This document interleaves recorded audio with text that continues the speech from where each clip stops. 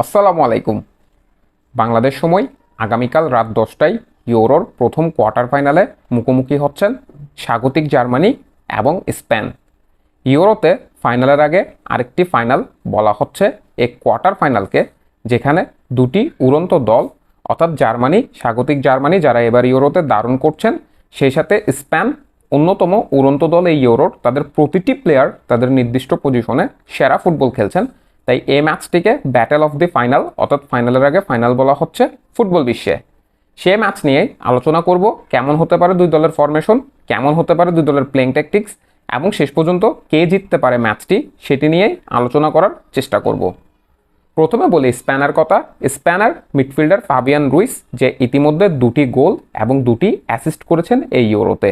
একজন মিডফিল্ডার থেকে যদি আপনি গ্রুপ পর্বের এবং সেকেন্ড রাউন্ডের মাত্র 4টি ম্যাচেই 4টি গোল অ্যাসিস্ট পেয়ে যান, তাহলে নিশ্চয়ই বলতে হবে সেটি সোনায় সোহাগা, এবং এই মিডফিল্ডার আপনাকে অনেক দূর নিয়ে যাবে। সেই সাথে রদ্রিকে তো ট্রাম্প কার্ডই বলা হয় স্পেন দলের। রদ্রি দেখেছেন যে দারুণ পারফরমেন্স করেছেন জর্জিয়ার বিপক্ষে এই প্লেয়ারটি, অর্থাৎ স্পেনের মিডফিল্ডে যে তিনজন প্লেয়ার খেলছেন ফাবিয়ান রুইস, রদ্রি এবং প্যাদ্রি, তিনজন প্লেয়ারই একজনের চেয়ে একজন সেরা। এখানে কেউ কারো চেয়ে কম পারফর্ম করছেন না। তাই স্পেন এবার যথেষ্ট ডমিনেটিং দল। স্পেনের যে ব্যাপারটি লক্ষণীয়, যে স্পেন তাদের চিরচেনা যে পাসিং ফুটবল খেলেন, যেটিকে আমরা একসময় বোরিং বলা হচ্ছিল টিকি টাকার ফরমেশনটিকে, সেটি ভেঙে তারা এবার ইউরোতে সম্পূর্ণ কাউন্টার অ্যাটাক বেসিস ফুটবল খেলছেন। বল কম পায়ে রেখেও শুধুমাত্র গোল করার উপর ফোকাস করছেন, এবং এই কারণেই এই ইউরোতে স্পেন এত সেরা দল হয়েছে। সেই সাথে স্প্যানার যদি আপনি এটাকে দেখেন, বাম পাশ দিয়ে নিকো উইলিয়ামস, ডান পাশ দিয়ে বার্সেলোনার ইয়াং সেন্সেশন নেমিন ইয়ামাল এবং স্ট্রাইকার আলভারো মোরাটা।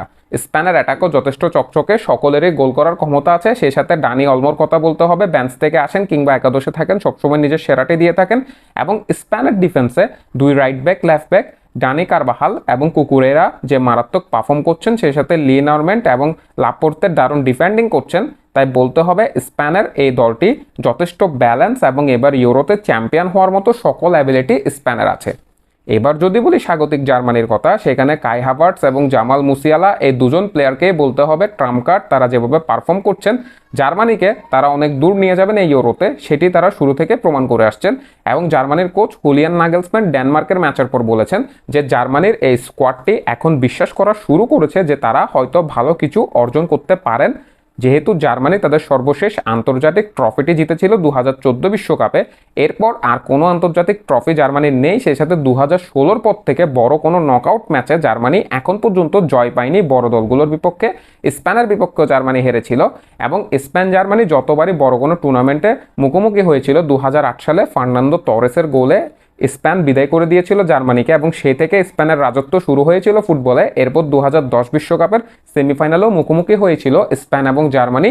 সেখানে কার্লোস পুলের আইকনিক হেডার নিশ্চয়ই সবার মনে আছে। এখন পর্যন্ত ফুটবলের সবচেয়ে ক্লিনিক্যাল ম্যাচ বলা হয় স্পেন জার্মানি সেই ম্যাচটিকে, যে ম্যাচটিতে দুই দল একেবারে হাড্ডাহাড্ডি লড়াই করলেও শুধুমাত্র কার্লোস পুলের একটি হেডের গোলের কারণে ব্যবধান গড়ে গিয়েছিল, এবং 1-0 গোলে জিতে স্পেন ফাইনালে গিয়েছিল। সেবার প্রথমবার নিজেদের ফুটবল ইতিহাসে বিশ্বকাপ জিতেছিল স্পেন।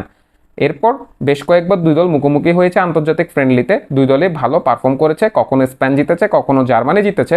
তবে পরিসংখ্যানে জার্মানির চেয়ে স্পেন এই ম্যাচে এগিয়ে থাকবেন। জার্মানির অন্যতম হাতিয়ার তাদের তিনজন মিডফিল্ডার। আন্দ্রিচ লেভারকুসেনে দারুণ পারফর্ম করে সে ফর্মটি তিনি জাতীয় দলে ক্যারি করেছেন।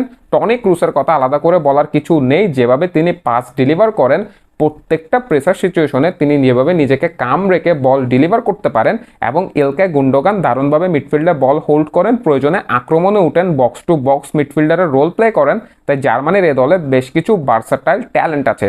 সে সাথে তাদের বরুসিয়া ডর্টমুন্ডের স্ট্রাইকার নিকোলাস ফুলকুর্গো এই ইউরোতে সুযোগ পেয়ে দারুণ খেলছেন। আছেন অভিজ্ঞ টমাস মুলার, যার অনেকগুলো বড় বড় টুর্নামেন্ট খেলার অভিজ্ঞতা আছে, এবং জার্মানিতে তিনি একমাত্র বিশ্বকাপ জয়ী প্লেয়ার ম্যানুয়েল নোয়ারের সাথে। তাদের গোলকিপার ম্যানুয়েল নোয়ারও এই ইউরোতে দারুণ খেলছেন। তাই জার্মানির আমরা যদি জার্মানির ডিফেন্সের কথা বলি, জোনাতন থা, অ্যান্টনি রুডিগার তো ডেনমার্কের বিপক্ষে ম্যান অফ দ্য ম্যাচই হয়েছেন। তাই এই ম্যাচে হাড্ডাহাড্ডি লড়াই হবে, এবং বলতে হচ্ছে দুই দলই কারো চেয়ে কেউ কম থাকবে না। এবং এখন বলি স্পেনের প্লেইং একাদশ কেমন হতে পারে। উনাই সিমনকে গোলবারে দেখা যাবে, সেই সাথে রাইট ব্যাক, লেফট ব্যাকে ডানি কারবাহাল এবং কুকুরেরাকে দেখা যাবে।